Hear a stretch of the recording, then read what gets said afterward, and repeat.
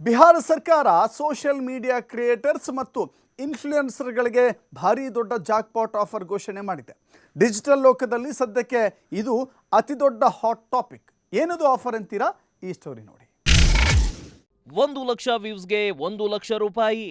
Social media ಕ್ರಿಯೇಟರ್ಸ್ಗೆ ಒಲಿದ ಭಾಗ್ಯ. ಬಿಹಾರ ಸರ್ಕಾರ social media creators ಮತ್ತು ಇನ್ಫ್ಲುಯೆನ್ಸರ್ಗಳಿಗೆ ಭಾರಿ ದೊಡ್ಡ ಜಾಕ್ಪಾಟ್ ಆಫರ್ ಘೋಷಣೆ ಮಾಡಿದೆ.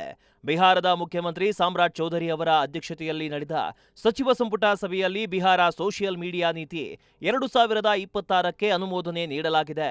ಸರ್ಕಾರದ ಯೋಜನೆಗಳು ಮತ್ತು ಸಾರ್ವಜನಿಕ ಕಾರ್ಯಕ್ರಮಗಳ ಕುರಿತು ಜಾಗೃತಿ ಮೂಡಿಸುವ ವಿಡಿಯೋಗಳನ್ನು ಮಾಡುವ ಕ್ರಿಯೇಟರ್ಸ್ಗಳಿಗೆ ಸರ್ಕಾರವೇ ಸ್ವತಃ ಹಣ ಪಾವತಿಸಲಿದೆ.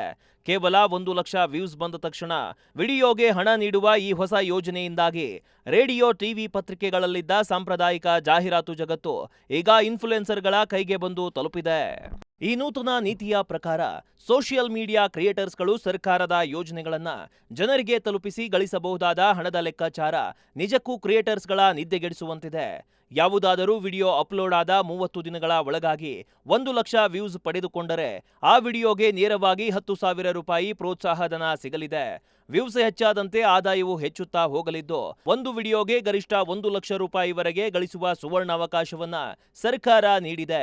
ಈ ಸಂಬಂಧ ಮಾಹಿತಿ ಮತ್ತು ಸಾರ್ವಜನಿಕ ಸಂಪರ್ಕ ಇಲಾಖೆಯಿಂದ ಶೀಘ್ರದಲ್ಲೇ ಪೂರ್ಣ ಪ್ರಮಾಣದ ಮಾರ್ಗಸೂಚಿ ಮತ್ತು ನೋಟಿಫಿಕೇಶನ್ ಹೊರಬೀಳಲಿದೆ. ಸರ್ಕಾರ ಇಂತಹದ್ದೊಂದು ಕ್ರಾಂತಿಕಾರಿ ನಿರ್ಧಾರಕ್ಕೆ ಬರಲು ಮುಖ್ಯ ಕಾರಣ ಯುವಜನತೆ ಮತ್ತು ಸಾಮಾನ್ಯ ಜನರು ಸರ್ಕಾರದ ಸುದೀರ್ಘವಾದ, ಕ್ಲಿಷ್ಟಕರವಾದ ತಾಂತ್ರಿಕ ಭಾಷೆಯ ಜಾಹೀರಾತುಗಳನ್ನು ಓದಲು ಆಸಕ್ತಿ ತೋರಿಸದಿರುವುದು.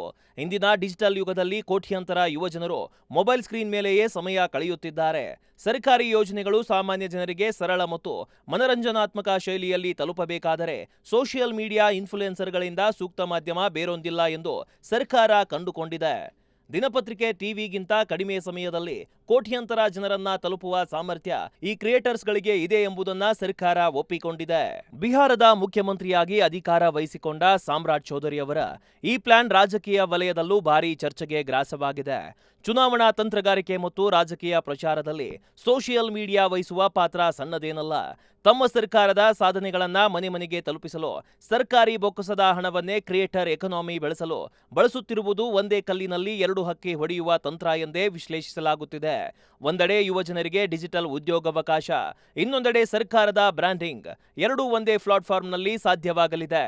ಒಟ್ಟಾರೆ ಮೊಬೈಲ್ನಲ್ಲಿ ವಿಡಿಯೋ ಮಾಡಿ ಕೇವಲ ಲೈಕ್ಸ್ ಮತ್ತು ಕಾಮೆಂಟ್ಗಳಿಗೆ ಕಾಯುತ್ತಿದ್ದ ಯುವ ಕ್ರಿಯೇಟರ್ಸ್ಗಳ ಪಾಲಿಗೆ ಬಿಹಾರ ಸರ್ಕಾರದ ಈ ನಿರ್ಧಾರ ನಿಜಕ್ಕೂ ಬಂಗಾರದ ಗಣಿಯಾಗಿದೆ.